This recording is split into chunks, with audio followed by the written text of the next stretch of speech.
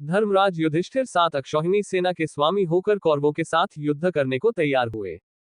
पहले भगवान श्री कृष्ण परम क्रोधी दुर्योधन के पास दूत बनकर गए। उन्होंने 11 अक्षौहिणी सेना के स्वामी राजा दुर्योधन से कहा, राजन, तुम युधिष्ठिर को आधा राज्य दे दो या उन्हें 5 ही गांव अर्पित कर दो, नहीं तो उनके साथ युद्ध करो।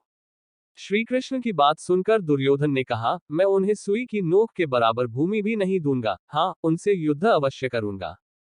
ऐसा कहकर वह भगवान श्री कृष्ण को बंदी बनाने के लिए उद्यत हो गया।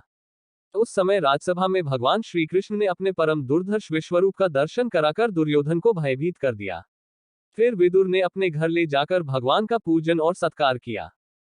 तदनंतर वे युधिष्ठिर के पास लौट गए और बोले, महाराज, आप दुर्योधन के साथ युद्ध कीजिए। युधिष्ठिर और दुर्योधन की सेनाएं कुरुक्षेत्र के मैदान में जा डटी। अपने विपक्ष में पितामह भीष्म तथा आचार्य द्रोण आदि गुरुजनों को देखकर अर्जुन युद्ध से विरत हो गए। तब भगवान श्री कृष्ण ने उनसे कहा, पार्थ, भीष्म आदि गुरुजन शोक के योग्य नहीं है। मनुष्य का शरीर विनाशशील है, किंतु आत्मा का कभी नाश नहीं होता। यह आत्मा ही परब्रह्म है। मैं ब्रह्म हूं, इस प्रकार तुम उस आत्मा को समझो। कार्य की सिद्धि और असिद्धि में समान भाव से रहकर कर्मयोग का आश्रय ले क्षात्रधर्म का पालन करो। श्री कृष्ण के ऐसा कहने पर अर्जुन रथारूढ़ हो युद्ध में प्रवृत्त हुए।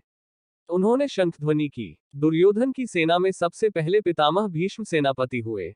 पांडवों के सेनापति शिखंडी थे। इन दोनों में भारी युद्ध छिड़ गया।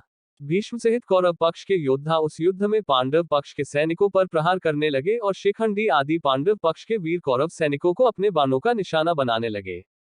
कौरव और पांडव सेना का वह युद्ध देवासुर संग्राम के समान जान पड़ता था। आकाश में खड़े होकर देखने वाले देवताओं को वह युद्ध बड़ा आनंददायक प्रतीत हो रहा था।